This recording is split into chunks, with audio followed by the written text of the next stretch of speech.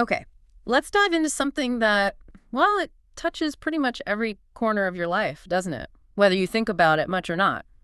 Absolutely. Money. Yeah, money. You wake up, you might go to work, you dream about the future.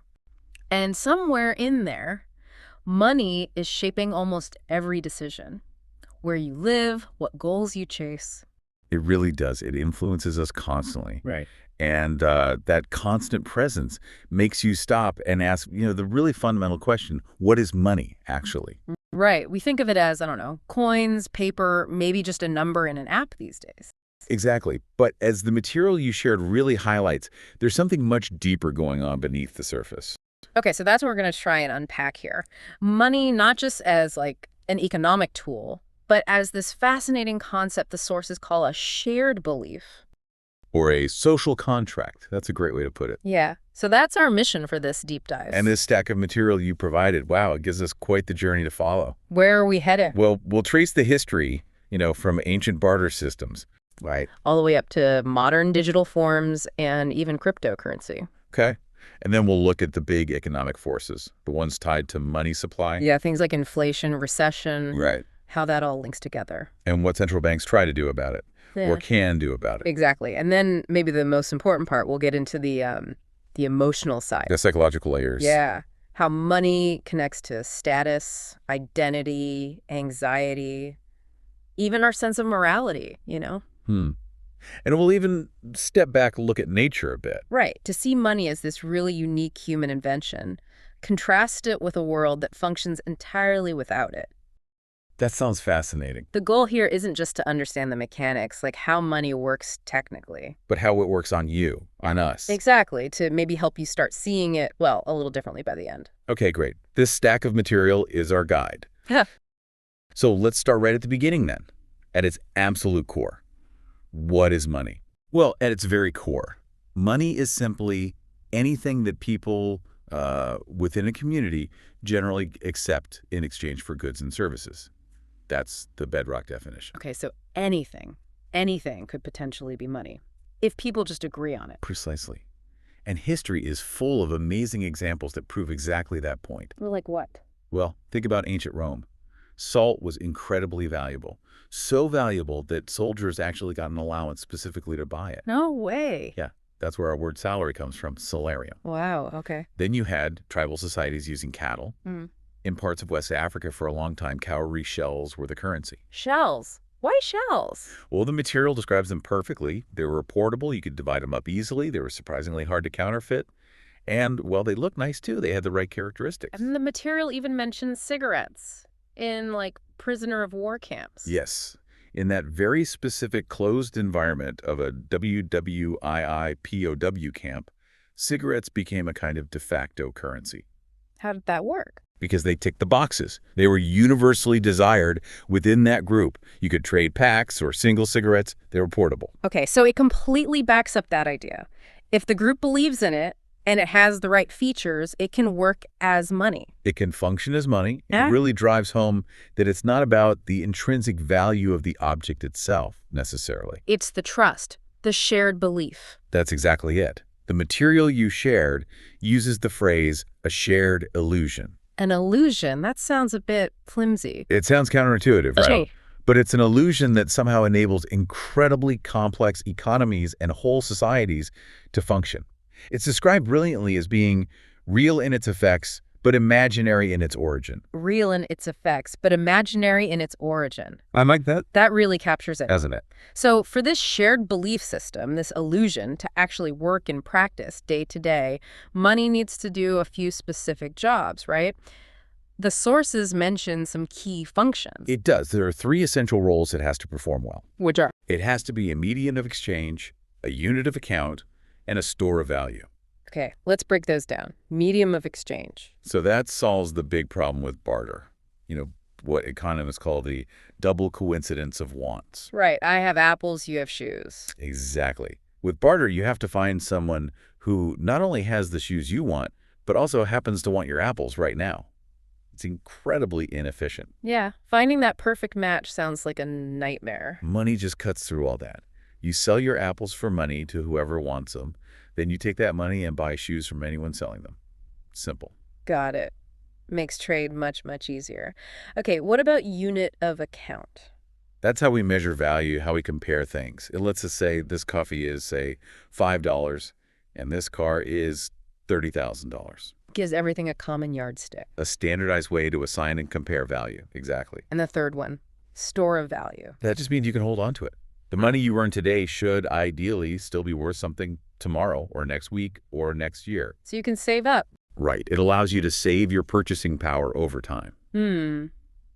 So putting it all together, money is almost like the operating system for the economy, the software that coordinates value across different times, people, places. That analogy is right there in the material, and it's a really good one, I think. Yeah. And what's amazing is even with all our modern tech, fintech apps, digital everything, that core principle hasn't changed. Money still works because we collectively agree that it works. The foundation is still belief. Always. It always comes back to that shared trust. Okay, so we've got this foundation. Money is a shared belief. It performs these three key roles. But how did we get from, salt or shells to the digital stuff in our phones? Let's trace that journey. Right. That evolution, it really starts with the limitations of pure barter. We touched on it. That double coincidence of wants just makes it incredibly clunky and inefficient for anything beyond very simple, small-scale exchanges. Yeah, you couldn't build a city, let alone a global economy, on just swapping goods directly. Not really, no.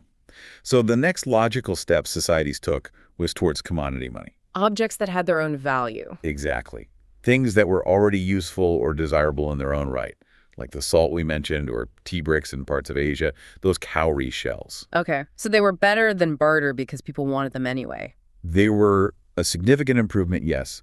But then came, arguably, the really big leap forward: metal coins. Right. Gold, silver, bronze? Exactly. The material you shared points to the first known coins being minted way back in Lydia, which is modern-day Turkey, around 600 BCE. They were made of electrum, a natural mix of gold and silver. What made coins so much better? Well, think about it. They were durable, lasted a long time. They were easily divisible into smaller units, portable, recognizable, often stamped with an emperor or symbol. And the metal itself was worth something. That was key, especially early on. The intrinsic value of the metal added a layer of trust. Even if the kingdom that issued the coin collapsed, the gold-silver still had value. The sources say coins ruled the economy for centuries. Okay, but carrying around sacks of gold and silver isn't always practical either, right? Especially for big transactions or long distances. Precisely. That inconvenience spurred the next major innovation: paper money. Which started in China, didn't it? Famously so, yes. Mm. It became quite widespread there during the Song dynasty, around the 11th century, much earlier than in the West. How did it develop in Europe? It often started as receipts. Goldsmiths or early banks would store people's gold securely and issue paper notes, basically IOUs, representing that deposited gold. Ah, so you trusted the paper note because you knew you could, in theory, go back to the bank and swap it for the actual gold. Exactly right. That system, where currency is directly backed by and redeemable for a physical commodity like gold, is known as the gold standard. It dominated for a long time. But we're not on the gold standard anymore, are we? Most countries aren't. No, most of the world shifted, especially in the 20th century, to what's called fiat currency. Fiat, what does that mean? It essentially means money that isn't backed by a physical commodity like gold or silver. Its value comes purely from government decree. Fiat means let it be done in Latin, and, crucially, from the collective trust and belief people have in the issuing government and the stability of the economic system. So the value of that, say, $10 bill in my wallet isn't because of the paper. Nope. It's because we all agree it's worth $10 and we trust we can use it to buy $10 worth of stuff. That's the essence of fiat money. It's entirely based on that shared belief and the stability guaranteed by the issuer, usually the government or central bank. Okay. And then things started to get less physical. Definitely. The rise of plastic money, credit cards, debit cards was a huge shift. Transactions became electronic signals. The value moved, but often no physical cash changed hands. Made money kind of invisible. In a way, yes. And now, of course, we're deep in the age of digital money. We use apps, QR codes, online banking systems. Transactions happen instantly with just taps and swipes on a screen. Money is increasingly just data. Which brings us to the latest chapter, maybe the most disruptive one. Cryptocurrency. like Bitcoin. Right. Bitcoin launched in 2009, the first big decentralized digital currency. Decentralized meaning. Meaning it's not controlled by any single entity, like a central bank or a government. Its value, its security, its transactions. Yeah. They're all managed through complex mathematics, cryptography, and a shared distributed ledger technology called the blockchain. And the material described it as digital gold. Yeah, that comparison comes up because, like gold, Bitcoin has a mathematically limited supply. It's designed to be hard to mine or create more of. It's very difficult to counterfeit, and it can be transferred across borders without intermediaries. So looking back at this whole journey, money has basically been reinvented again and again. Multiple times, absolutely. Each evolution aimed at making exchange easier, more efficient, more secure. And each change didn't just affect how we trade, did it? It must have changed how we think, how societies organize themselves. Absolutely. It's a human technology that has profoundly shaped civilization, our values, how we measure success, everything. And like any powerful technology, managing it has consequences. Which brings us to money as a force, as the sources put it, the economics of managing the supply. This is where things get really critical for everyday life. The amount of money circulating in an economy has huge effects. If there's, let's say, too much money relative to the actual goods and services available, you get inflation. Okay, break that down. The material had an analogy, something about bread. Right. Imagine a small town with only 1,000 loaves of bread baked each day.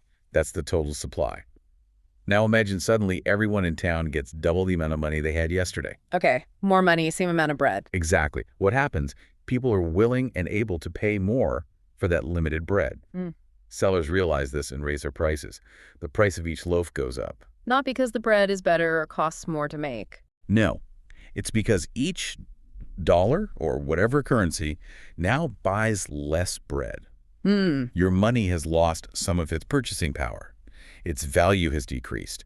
That's inflation. And a little bit of inflation is considered normal, even healthy for an economy, right? A low, stable level, yes. But it can spiral dangerously out of control. Into hyperinflation. Exactly. The material gives some really stark, frightening examples. Zimbabwe in the late 2000s, where prices were doubling almost daily, they ended up issuing a $100 trillion note that was practically worthless. Wow. Or think about Germany after World War I. Inflation was so bad, the currency lost value so fast, people were literally burning bundles of cash for heat because it was cheaper than buying firewood. That's just mind-boggling. It shows how fragile that trust, that shared belief can actually be. It really does. Now, what about the opposite problem? What if there's too little money? Or it's not circulating? That's deflation, right? Yes, deflation. Prices start falling across the board, which might sound good at first glance. Hey, things are getting cheaper. But it's not good. It can be really bad. If people expect prices to keep falling, what do? They probably wait to buy things. Why buy today if it'll be cheaper tomorrow? Exactly. Spending grinds to a halt. Businesses can't sell their products, so they cut back production, they stop investing, and eventually they have to lay off workers. Which can lead to a recession? Precisely. Deflation is often linked to recession, a period of significant economic slowdown, rising unemployment, business failures, and generally a lot of fear and uncertainty about the future. So, okay, too much money is bad, leads to inflation. Too little money is bad, leads to deflation and recession. Neither extreme is good. You want stability, a middle ground. And trying to achieve that balance. That's the job of central banks, like the Federal Reserve in the U.S. or the Reserve Bank of India. That's their primary and incredibly complex mandate. Manage the money supply to keep the economy stable. They aim for moderate inflation, try to keep employment high, and avoid those damaging booms and busts. How do they actually do that? What are their tools? Their main tool, the one you hear about most, is adjusting interest rates. Okay. The material you shared uses a great analogy. Interest rates are like the gas and brake pedals for the economy. How so? Well, if the economy is overheating, if inflation is getting too high, the central bank can hit the brakes by raising interest rates. Making it more expensive to borrow money. Exactly. Higher interest rates discourage borrowing by both consumers and businesses. People borrow less for mortgages or cars. Businesses borrow less to invest. That slows down spending and helps cool inflation. And the gas pedal. If the economy is weak, maybe risking deflation or in a recession, the central bank can step on the gas by lowering interest rates. Making borrowing cheaper. Right. Cheaper loans encourage people and businesses to borrow, spend, and invest, hopefully stimulating economic activity. And sometimes in a real crisis, they do more drastic things, like injecting money directly. We saw that in 2008 and again in 2020. Yes, during major financial crises or downturns, central banks can take extraordinary measures. Things like quantitative easing, basically creating new money electronically to buy assets and inject liquidity into the financial system to prevent a complete collapse. But that carries risks too, right?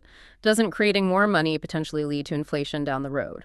That's the tricky balancing act. Injecting liquidity can be necessary to stop a downward spiral, but yes, it can absolutely create inflationary pressures later on.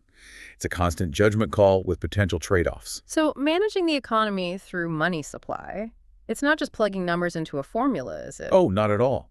The material rightly describes it as part math, part psychology. Psychology, how does that fit in? Because people's expectations and confidence play a huge role. If businesses feel confident about the future, they invest and hire. If consumers feel secure, they spend. If everyone gets spooked, Then spending dries up, markets can tank, even if the underlying math hasn't changed that much. exactly. Confidence or lack thereof in the economy, in the future value of money, in the stability of the whole system, deeply affects behavior.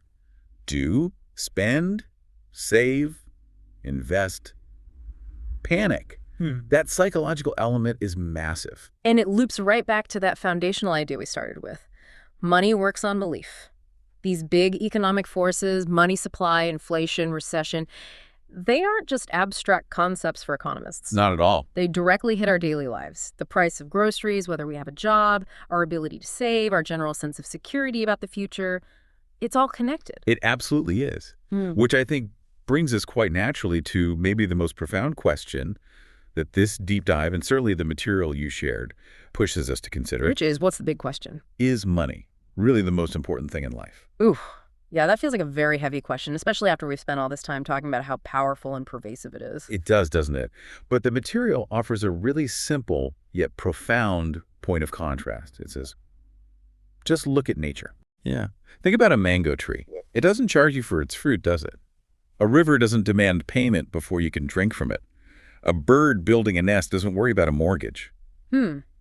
No, the natural world operates completely differently. It operates on cycles, on ecological balance, on cooperation within ecosystems, on flows of energy, entirely without currency.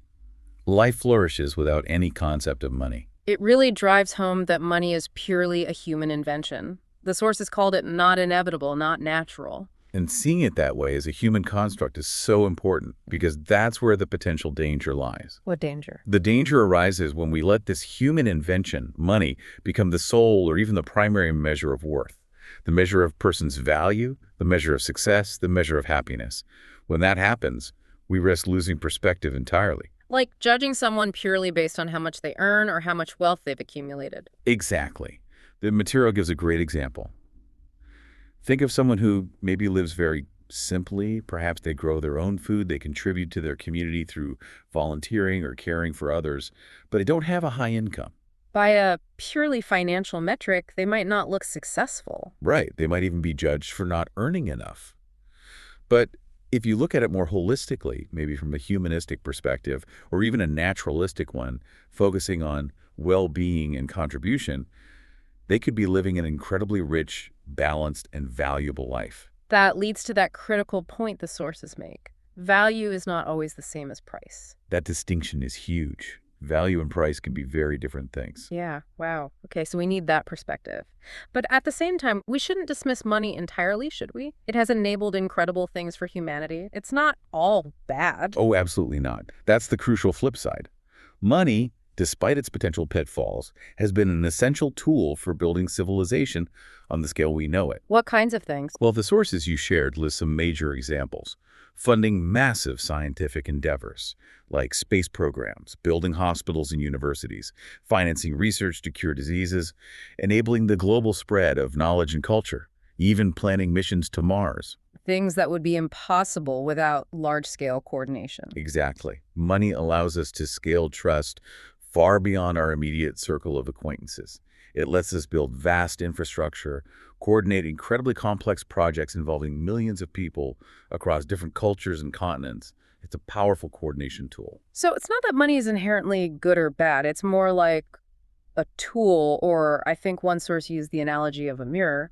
That mirror analogy is really powerful, I think. Money itself is essentially neutral, but it reflects and, crucially, it amplifies whatever we value, both as individuals and as a society. So if our values lean towards greed or short-term gain or exploitation, Money can become a tool for causing immense harm, concentrating power unfairly, damaging the environment, you name it. but if our values are geared towards, say, generosity, cooperation, long-term well-being, building a better world. Then money can be channeled as a force for incredible good, funding solutions, supporting communities, fostering creativity and knowledge. The mirror reflects what we put in front of it. So perhaps the ultimate question isn't really, is money the most important thing? Neither. Maybe it's more like, what do we choose for money to serve? Do we end up serving it, letting it dictate our values? Or do we consciously decide to use it as a tool to serve our deeper values, our higher goals? I think that's exactly right. And if we can just hold on to that fundamental understanding that money is a tool, a human invention, a shared belief system. Real in its effects, imaginary in its origin. Precisely. If we remember that, maybe we can use it more wisely. Not just focus on accumulating more of it, but on using it to help build not just personal wealth, but maybe more wisdom, more kindness, more balance in the world around us. That's a really powerful thought to end on. Well, thank you for joining us on this deep dive into money. It was fascinating. We've covered a lot of ground, haven't we? From salt and shells to complex financial systems, from ancient barters all the way to Bitcoin, exploring what money really is at its core and how it shapes, well, almost everything. It certainly does. And if this conversation made you pause, maybe think about money just a little bit differently, please do share this deep dive with someone else you think might find it interesting. And maybe just keep this final thought from the material in mind. Remember, the richest things in life, they may never actually show up in your bank account. Stay thoughtful, stay curious, and don't forget what money can't buy.